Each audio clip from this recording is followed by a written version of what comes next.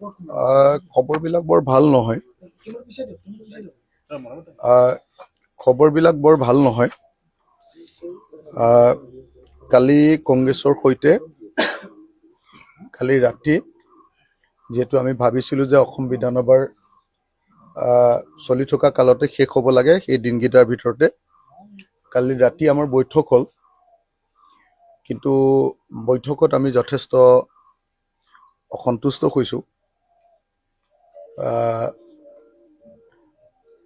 কথাবিলাক বদলি আছে। সেইকাৰণে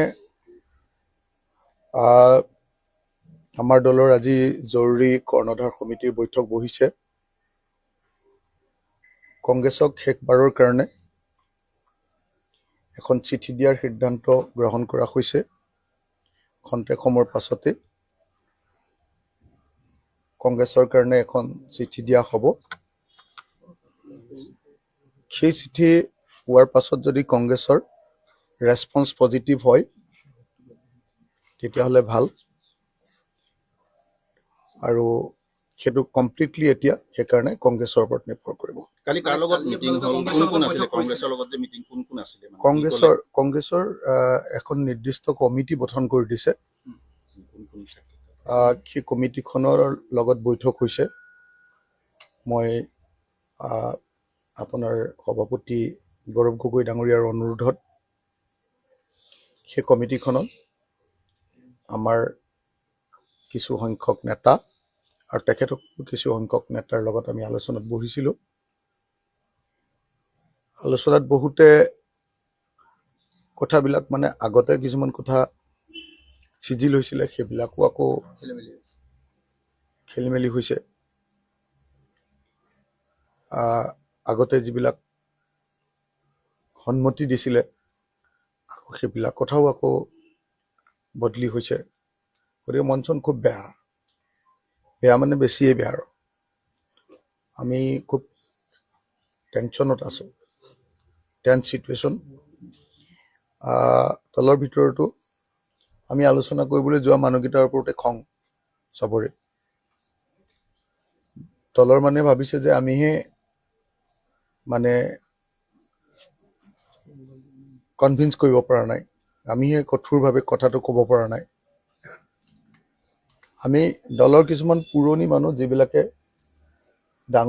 দলৰ ডাঙৰ দায়িত্বত আছে, আৰু কোনোদিন যেতিয়া একেবাৰে দলটো দুৰ্বল অৱস্থাত আছিলে, জন্মলগ্নৰ পৰা যিবিলাক মানুহ আছিলে দুৰ্বল অৱস্থাত, সেই মানুহবিলাকক চিট নিদিয়াকৈ আমি নোৱাৰোঁ। আৰু এটা কথা আপোনালোকক মই জনাই থওঁ, আমি মাত্ৰ 15টা চিট বিচাৰিছোঁ। তেওঁলোকে আগতে খুটি এটা মাৰি দিছে যে 100টা চিট লাগিবই। 100টা চিট তেতিয়াহ'লে কেনেকৈ এলায়েন্স হ'ব আপোনালোকে নিজে কওক। 100টা চিট লোৱাৰ পাছত হয়নে নহয়, আমাকোতো কেইটামান জিকিবলৈ দিব লাগিব ন।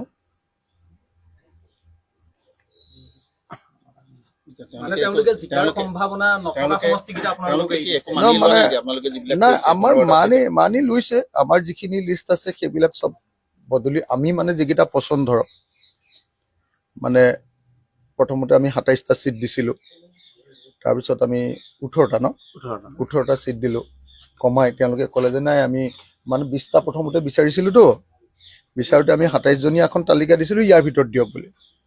তেওঁলোকে কোনোপধ্যে 20টা যেতিয়া নহ'ব বুলি ক'লে, তেতিয়া আমি কমাই লৈ 18টা চিট দিলোঁ, ক'লোঁ যে ইয়াৰ ভিতৰত 15টা দিয়ক। এতিয়া তাৰ ভিতৰত আমাৰ যিকেইজন গুৰুত্বপূৰ্ণ মানুহে খেলিব, সেই চব চিটবিলাক বদলাই দিছে। তো গতিকে সমষ্টি মিলা নাই মানে সমষ্টিও মিলা নাই। আৰু মিনিমাম 15টা যে কৈছে, 15টা দিম বুলি কৈছে, মোৰ 15টাও হোৱাগে নাই, সমষ্টিবিলাকো মিলা নাই। আকৌ মূল পদবীত থকা মানুহবিলাককে যদি আমি আওকাণ কৰোঁ, আটাইতকৈ বিপদৰ সময়ত থকা মানুহখিনি, তেতিয়াহ'লেনো কেনেকৈ আকৌ পাৰ্টিটো ৰখাম। আৰু কিছুমান বস্তু মানে এনেকুৱা যে কিছুমান সমষ্টি আমাৰ একদম যোৱা 5 বছৰ ধৰি একেধাৰে মানে কাম কৰি একদম বুথ সমিতিলৈকে আমাৰ ৱাৰ ৰুমত বুথ সমিতি জমা দিয়ালৈকে আৰু ৱাৰ ৰুমে চেক কৰালৈকে সেই গোটেইবিলাক বস্তু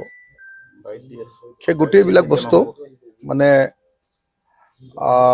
গোটেইবিলাক বস্তু আমাৰ হেৰি হৈছে কি কয় গোটেই সমষ্টিবিলাকত কাম কৰি আছে। এতিয়া কাম কৰি থকা সমষ্টিত নিদি বেলেগ সমষ্টিত দি দিলে এনেই আৰু মানুহক দেখুৱাবলৈ চিট কেইটামানহে লোৱা হ'ব। আমি মানে ড্ৰাফ্ট এটা বনাই আছো, বনাই হোৱাগে নাই। ড্ৰাফ্ট এটা বনাই আছো। সেই ড্ৰাফ্টটো হোৱাৰ পাছত আকৌ আমি কনফাৰেন্স যোগে সেই ড্ৰাফ্টটো আমাৰ এক্সিকিউটিভখনৰ মতামতো ল'ব লাগিব। কৰ্ণধাৰ সমিতি আমি চব সিদ্ধান্ত ল'ব নোৱাৰোঁ। এক্সিকিউটিভখনৰ মতামত ল'ব লাগিব। তাৰ লগত এতিয়া কনফাৰেন্স এটা হ'ব। কনফাৰেন্স এটা হৈ তাৰপাছত সিদ্ধান্ত হ'ব। কংগ্ৰেছে বস্তুটো বুজি পালে ভাল। 100টা চিট লোৱাৰ পাছততো আৰু নহয় জানো, 100টা চিট ল'ম বুলি কৈ যদি 90টাও পায়, 90টা চিটত আপোনালোকে নিজেই ভাবকচোন, 90টা চিট হ'লেতো আৰু অকলে চৰকাৰ বনাব পাৰে। আমি 15টা মাত্ৰ চিট পাইছোঁ। 15টা চিট যদি আমি আমাৰ ইচ্ছামতে নাপাওঁ, আমাৰ বিচৰা সমষ্টিকেইটা নাপাওঁ, আজিৰ দিনটোত আমি নিজে একদম মনৰ পচন্দত বিচৰা অকল 4টা সমষ্টি পাইছোঁ, হয়নে? অকল 4টা সমষ্টি পাইছোঁ। আপোনালোকক যিমানলৈকে ক'ব পাৰোঁ মই চব কৈ দিছোঁ। মোতকৈ আৰু কোনেওতো খোলোচাকৈ নকয়। কোনো পাৰ্টীয়ে মোৰ সমান আপোনালোকৰ লগত মানে বন্ধুত্বমূলক সম্পৰ্ক আৰু পৃথিৱীৰ কোনো মানুহে নাৰাখে। মই অসমৰ জনতাক আটাইতকৈ বেছিকৈ ক'ব পৰাখিনি কৈ দিম।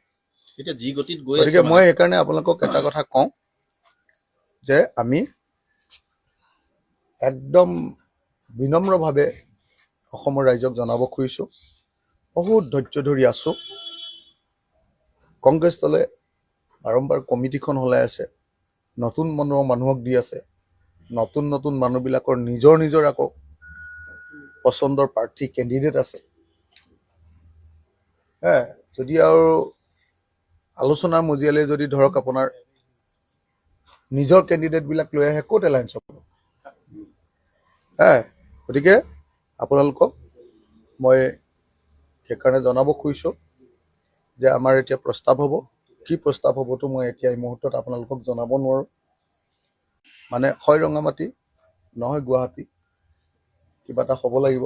এতিয়ালৈকে যিখিনি হৈ আছে আপুনি সন্তুষ্ট নহয়, মানে যিবিলাক হ'ল কালি মিটিং হ'ল, তাৰ আগতে আপুনি ইমান দিন আপুনি ৰৈ আছে। ধৰক আপুনি কালি কৈছিলে যে 2 দিনৰ ভিতৰত হ'লে ভাল হয়, তাৰপিছত আপুনি কৈছে যে আমি মানে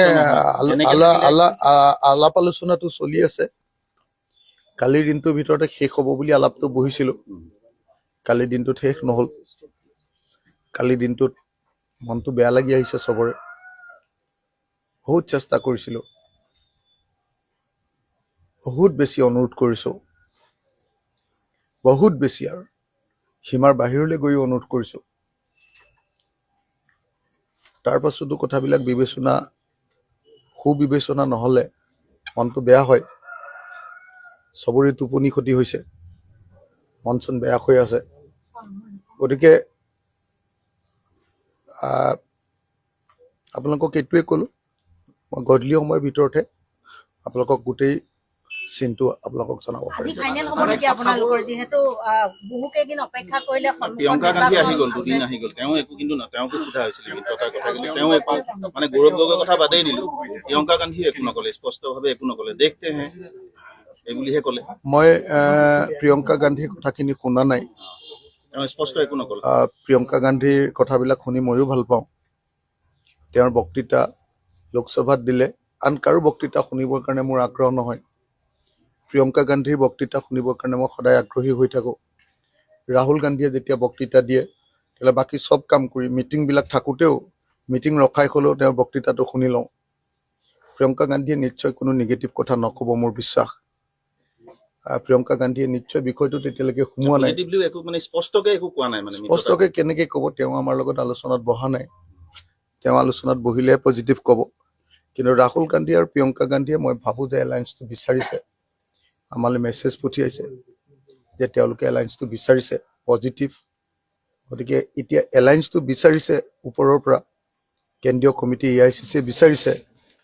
এতিয়া ষ্টেটত আলোচনাত বহা মানুহবিলাকে কথাটো বুজি পাব লাগে যে বিজেপিক যদি পৰাভূত কৰিব লাগে, সাম্প্ৰদায়িক আৰু ফেচিবাদী শক্তিক যদি বিদায় দিব লাগে, হিমন্ত বিশ্ব শৰ্মাৰ অতপালি যদি নাইকিয়া কৰিব লাগে, আৰু বস্তুৰ যিটো দাম বাঢ়িছে, মই কালি এখন লিষ্ট দিছোঁ নহয় আপোনালোকক, বিজেপি চৰকাৰৰ বিধানসভাত দি দিছোঁ, আপোনালোকে পাইছে চাগে, যে বিজেপি চৰকাৰৰ 5 বছৰীয়া কাৰ্যকালত কি পালোঁ আমি অসম, আৰু হেৰুৱালোঁ কি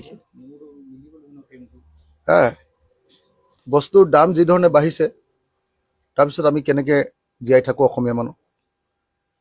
অসমৰ চব ব্যৱসায়ীবিলাকৰ ব্যৱসায় ধ্বংস কৰি পেলালে, নামাতি এই চৰকাৰক নবলাই আমি কেনেকৈ থাকোঁ। সেইকাৰণে আমি চব চেষ্টা কৰিছোঁ, ইমান ত্যাগ কৰিছোঁ যে 15টা, ভাবি লওক, মই অকলে, আমি ৰাইজৰ দলে অকলে, হয়নে, আমি অকল সংখ্যালঘু সমষ্টিতে 15টা খেলিব লাগে নিয়মতে, গোটেই অসমত 15টা খেলিছোঁ, অকলে খেলিব লাগে, অকল সংখ্যালঘু সমষ্টিয়ে আমি 15টা খেলিব লাগে, অকলে 15টা সংখ্যালঘু চিটত বাদ দিয়ক, তেওঁলোকক কৈছোঁ যে আমাক 3টা মাত্ৰ সংখ্যালঘু চিট দিয়ক, আৰু 2টা এলায়েন্সতে দিয়ক, 3টা পোনপটীয়াকৈ আমাক সংখ্যালঘু চিট দিয়ক, 2টা এলায়েন্সত দিয়ক, সেইটোলৈকে মানিলোঁ, ফ্ৰেণ্ডলিত দিয়ক। তেওঁলোকে এটা দি আছে আমাক সংখ্যালঘু চিট, তেওঁলোকে আমাক এটা দিছে, এটাত দিলে আমি কেনেকৈ মানো, আপোনালোকে নিজে কওক, আপোনালোকে নিজে কওকচোন। বা মই যিমানকে ৰাইজৰ দলে যিমানকে সংখ্যালঘু এলেকাত কাম কৰিছোঁ, আপোনালোকেতো জানে, আজিৰ দিনটোতো সমাৱেশ এখন পাতিলে বৰাবৰ হ'ব, সেই সময়ত কংগ্ৰেছে যদি অকল সংখ্যালঘু চিটকেইটাৰ কথা ভাবি এইকেইটা আমাৰ বাপতি সাহোন আৰু নিদিওঁ আৰু এইবুলি যদি ভাবি থাকে, কেনেকৈ এলায়েন্স হ'ব আপোনালোকে নিজে কওক। গোটেই সংখ্যালঘু চিটবিলাক তেওঁলোকৰ, আৰু এইকেইটা বাপতি সাহোন আৰু এইকেইটা এৰিব নোৱাৰোঁ আমি। তেওঁলোকৰ বডি লেংগুৱেজটো দেখি কেনেকুৱা লাগিছে আপোনাৰ? মিত্ৰতা ফাইনেলি হ'বগে নে আপুনি মানে মন বেয়া বুলি কৈছে আপোনাৰ? আমাৰ বহুত কথা তেওঁলোকৰ লগত কম্প্ৰমাইজ কৰিছিলোঁ। তেওঁলোকৰ ছিনিয়ৰ লিডাৰবিলাক আহিছিলে, কথা কোৱাৰ লগে লগে এইটো কৰি দিয়ক বুলি কোৱাৰ লগে লগে এৰি দিছোঁ, কিন্তু আমাৰ কথা এটাও শুনা নাই। কেইদিন ৰ'ব আৰু আপোনালোক? চিঠিখনৰ উত্তৰ অহালৈকে ৰ'ব নেকি? হ'ব, থেংক ইউ।